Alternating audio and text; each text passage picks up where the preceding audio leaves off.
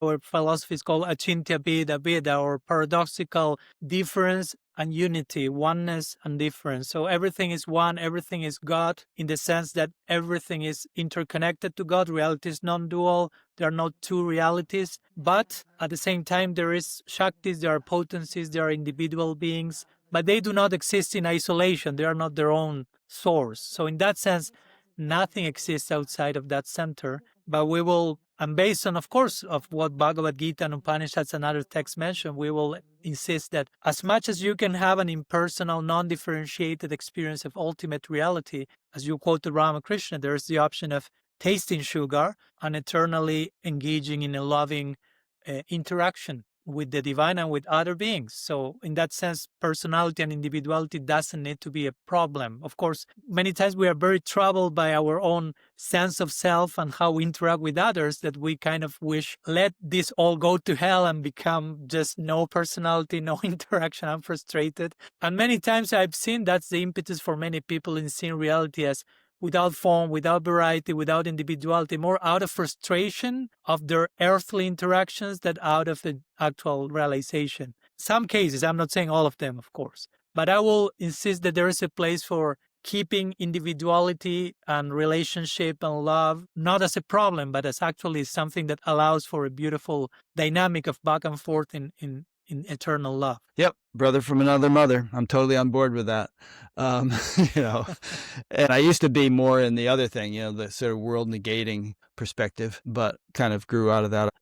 A world-negating perspective to me is rather an insult to God. The whole attitude of, oh, the universe is sort of it's a mistake, and I just want to get out of it as quickly as possible, and it's total illusion. You know, to me, it's just divinity in every molecule, in every iota. I can't walk down the street without looking at a worm or a blade of grass or something and just contemplating the pure intelligence that pervades and orchestrates that life form. I agree that for me, spirituality is not about leaving this world as soon as possible. It's not an evacuation plan into the afterlife. For us, the goal is not mukti or moksha, like just emancipation from earthly creation, but prem or divine love. And that can be experienced internally anywhere and everywhere. And for me, that's the actual challenge. You know, it's not so much, okay, I will practice and somehow I will be taken out of here and somewhere else. But wherever you want to go, it begins here and now or nowhere at all. So, and if you are properly situated, perfection is everywhere. So you can really contact that wherever you are. You don't need to wait to leave this body, be transferred in some mothership into some other galaxy or whatever. It's a movement in consciousness, not so much a geographical moving, but where you are internally. So yeah, for us, in our tradition, we'll say even we don't care for samsara. Actually, if I have the chance, Sri Chaitanya will say in the next verse to the one I quoted, Mama janmani janmanishwari bhavatat bhakti rahaitu kitvaye. If I can offer to you loving service, I don't care being born over and over again in samsara. That's no longer a consideration for me. If I have the chance of contacting everything from a place of love, I'm already in heaven, so to say.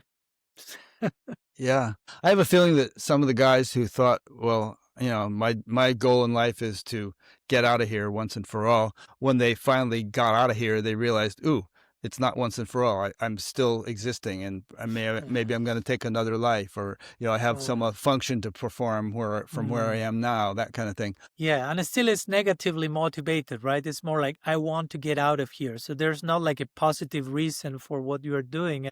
And I will argue it's still on some level selfishly motivated, because it's about what I want. Yeah. So for me, the higher reason is dedicating myself in love to others. No? And I choose to do that, but it's not something that is about what I want and it's about me, but it's related to me, it's including me, but it's including everyone else as well. So I personally feel more inclined to that broader perspective, so to say. Yeah, me too, actually. And I used to have that I want to get out of here attitude very strongly, but these days it's like, hey, it's not my choice. It's in God's hands, and however I can be of service, that's what I'll be happy to do. Many more lifetimes, no more lifetimes, whatever. It's you know, just I'm at your service.